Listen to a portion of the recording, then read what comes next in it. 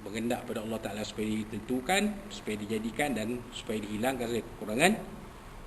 Ada satu sifat selebih dan 4 sifat ma'ani wahdaniyah, kan ni ya, berdiri dia sendiri. Allah Ta'ala itu berdiri seesanya, tidak jadi 2 3. Qudrah Allah Ta'ala wajib ada kekuasaan. Iradah Allah Ta'ala wajib ada kehendak. Ilmu Allah Ta'ala wajib ada pengetahuan, mengetahui. Hayah Allah Ta'ala wajib ada kehidupan, ada nyawa. Itu sifat musawiyah ma'ani. Sifat manawiyah, kadang Allah Ta'ala itu maha berkuasa, kadang Allah Ta'ala itu maha berkehendak, kadang Allah Ta'ala itu maha mengetahui, dan kadang Allah Ta'ala itu maha hayyan, maha pemalu. Wallahu alam. Sifat mustahil bagi Allah Ta'ala lawan tadilah, kan? Ta'addud, ajzun, karahah, jahlun, maut. Ta'addud berbilang, ajzun lemah, karahun benci, jahlun jahil, maut. Jadi ini mustahil ada pada Allah Ta'ala. Begitu juga kaunuhu ajizan, keadaannya lemah, keadaan ini dibenci, jahilan keadaan ini ya, keadaannya tidak berilmu. Kaunuhu mayitan, keadaannya tidak keadaannya tidak mati. Kan? Allah Ta'ala mustahil akan mati. Itu maksud dia.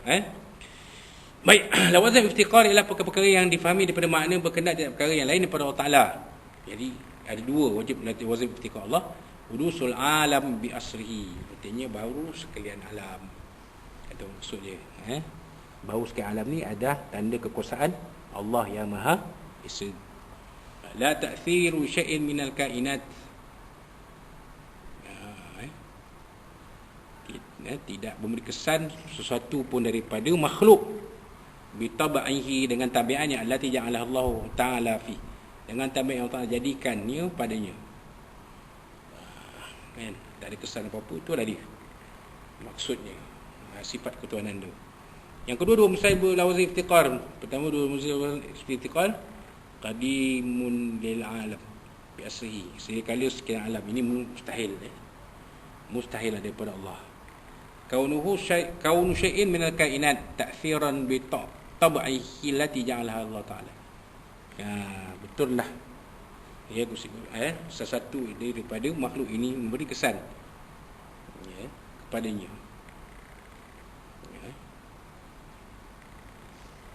Yang menjadikannya Allah Ta'ala, menjadikannya oleh Allah Ta'ala. Itu dia. Jumlah kita terhubung buah makna ketuhanan yang kamu ialah makna sebanyak 32 dia. Iftiqar ilai kulli syai' 22. Maka yang sebelah itu sebanyak 27 kali. 28 akhirnya di bawah makna ketuhanan yang pertama, iftiqna'u ilah an kulli siwah. Kedua, ke-22 mereka di bawah makna ketuhanan yang kedua, iftiqar ilahi kullu ma'adah. Dihimpunkan maka jumlah ni 50 sebagai aqidatul iman yang terkandung bawah makna la ilaha illallah. Itu dia maksud dia. Suatu faedah telah berkata Syekh Ar-Rabbani Muhammad As-Sanusi, wala'allaha bi ikhtisariha ma'a ihtimaliha ala ma zakarnahu ja'alahu syar'u tarjumatan ala ma fil qalbi minal Islam. Tak berkata Syekh Tuhan itu Syekh Muhammad As-Sanusi memudahkan kalimat tersebut dikarenakan ringkas melengkapi atas perkara-perkara yang telah kami sebutkan, yang mana syariat telah menjadikan sebagai penterjemah bagi apa-apa yang ada dalam hati berkenaan Islam. Walam yuqbal min ahadinil iman illa biha, fa 'alal aqil an yukaththira an dhikriha mukhtasaran mustahdiran limahtawat alaihi aqaidil iman. Itu dia. Dia juga tak terima iman seorang melainkan dengannya. Maka saya juga lah sebaiknya bagi orang yang berakal membanyakkan menyebut kalimat tersebut, la ilaha illallah, dan menghadirkan perkara-perkara yang terbukti daripada akhir kalimat tersebut sehingga bercampur mesra zikir tersebut beserta makna yang lagi darah.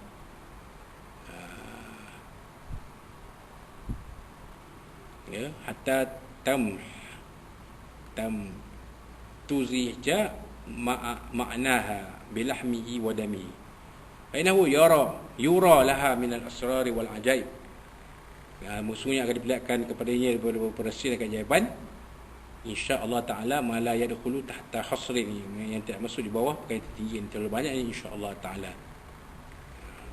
Itu dia. Baik, kita lihat maksud beberapa maksud istilah di bawah bahasan la ilaha illallah. Pertama, terkaya Tuhan daripada perkara-perkara yang selain dia, berkenaan kepadanya oleh tiap-tiap perkara yang selain dia. Maksud ayat ini, Allah Ta'ala tiap sekali memerlukan pada perkara yang lain, tapi sungguhnya perkara yang lain sangat memerlukan dan berhajat dan berkenaan kepada Allah Ta'ala. Itu maksudnya Allah Ta'ala tak berkenaan kepada makhluk, tapi sebenarnya makhluk yang berkenaan kepada Allah SWT. Itu je senang nak faham.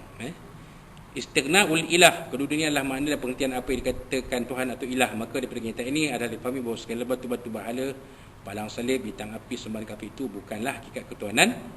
Ya, juga iftiqar ilaih, kerana semua perkara tersebut tiada berciri yang bersifat istighna, iftiqar ilaih. Juga segala sembah berhala itu tak masuk dalam makna ilah yang dinaki oleh Allah. Maka fahami olehmu baik perkara ini.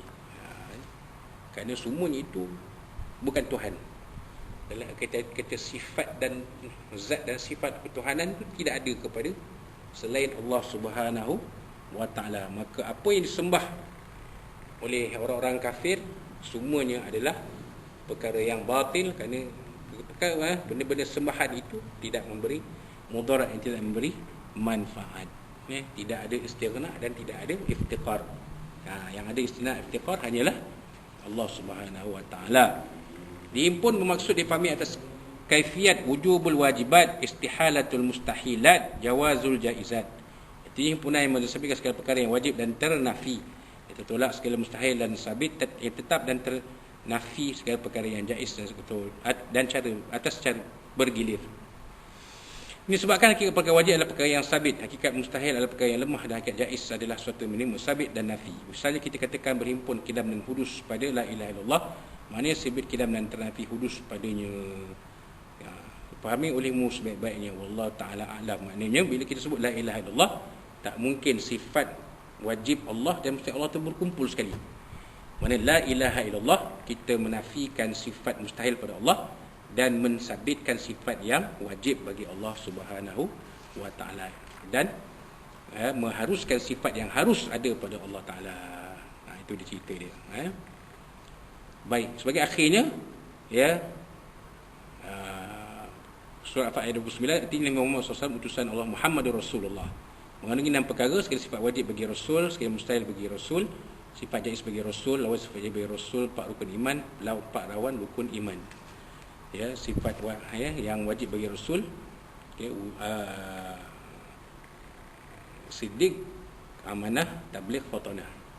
Wajib bagi Rasul itu benar, ada sifat amanah, ada sifat menyampaikan, dan ada sifat bijaksana. Dan mustahil bagi Rasul itu ada sifat yang bertentangan dengannya. Dan harus bagi Rasul dan Nabi itu ada sifat kemanusiaan, yakni sifat manusia, ada sehat, sakit, ada perasaan, ada emosi, ada gembira, ada sedih, ada marah dan sebagainya. Maka sifat-sifat manusia, sama ada sifat fizikal atau sifat emosi, itu harus ada pada seorang Nabi dan seorang Rasul. Itu dia, wallahu rasuluhu a'lam. Maka itulah habis kita membicarakan tentang isi kandungan kitab ringkasan akidah Ahlussunnah wal Jamaah Syarah Maturidiyah ini. Jadi kepada tuan-tuan dan perempuan yang mungkin ingin mengikuti kuliah-kuliah kitab ringkasan akidah Ahlussunnah wal Jamaah ini, tekanlah kuliah kitab ringkasan akidah Ahlussunnah wal Jamaah di dalam channel YouTube saya Muhammad Azmi 10, insya-Allah boleh dapat daripada siri pertama sampai siri yang akhir pada hari ini, insya-Allah. Dan boleh kita lihat tonton dari semasa ke semasa untuk memperkemaskan lagi pengetahuan kita tentang akidah Islam kita yang berteraskan akidah Ahlussunnah wal Jamaah, Asy'ariyah dan Maturidiyah, insya-Allah. Dan kitab ringkasan akidah Ahlussunnah wal Jamaah Asy'ariyah Maturidiyah ini, insya-Allah kita akan kupas kembali pada waktu-waktu yang akan datang, dan segala apa yang dikongsikan di dalam kitab ini pada tuan-tuan dan puan ini adalah sekadar sedikit perkongsian ilmu yang mampu kita kongsikan untuk tetapan tuan-tuan dan perempuan untuk memperkayakan, mengukuhkan lagi akidah kita semua. Dan sekiranya kalau ada apa-apa yang terkurang, terkasar, tersilap, ada kelemahan di mana-mana, itu adalah kelemahan daripada kita sendiri. Dan saya mohon maaf dari Allah SWT, Nabi SAW, dari tuan-tuan dan puan-puan sekalian. InsyaAllah kita bertemu pada kuliah-kuliah kitab yang lain. Wassalamualaikum warahmatullahi wabarakatuh. Dan kita kena akhiri kuliah kita hari ini dengan tasbih kepada Rasulullah SAW. إلى الذين آمنوا بالصلاة وتواصوا بالحق وتواصوا بالصبر. أعوذ بالله من الشيطان الرجيم. بسم الله الرحمن الرحيم. الحمد لله رب العالمين وبه نستعين والصلاة والسلام على أشرف الأنبياء والمرسلين مولانا محمد رسول الله. اللهم ارحم جميع هذا يرحم تفرق على بريد تفرق معصومة. اللهم إنا نجعلك في نور أعدائنا ونعوذ بك من شرورهم. اللهم بدئ الشمل وفرق جميع شتك وتوساسك الرسول كلابي يا قحار يا جبار يا منتقم يا الله يا الله يا الله. اللهم ينزل الكتاب ويمجر السحاب ويزمع الأحزاب يهزمهم ووصلنا عليهم فإن من سوء الرحمن الرحيم. ربنا زدنا مزنا فما أكرمك وربنا آتنا في الدنيا حسنة وفي الآخرة حسنة وقنا عذاب النار. ربنا عليك توكلنا وإليك إليك المصير. ربنا اللهم ارفع عنا البلاء والوباء بالسبب الكورونا ولا المياه وفتن ما ظهر منه وبطن. أمنا هذا خاصة أنصرنا أما فبيك وجودك وكرمك كرمنا من سوء الرحمن الرحيم. والله إنا نرجوك من البرس وجنود أسقام يا أرحم الراحمين. ربنا تقبل منا دعاءنا وسلم علينا ونفعنا وعملنا في هذه الآية في هذه المبارك من شهر شباب المبارك السلام عليم. تب لنا يا مولانا الرحيم. اللهم بارك لنا في رجب إن شاء الله وبارك رمضان لو فيها اسم فيها سنة والحمد لله تقبل الله منكم منكم تقبل كريم بالله التوفيق. السلام عليكم warahmatullahi wabarakatuh.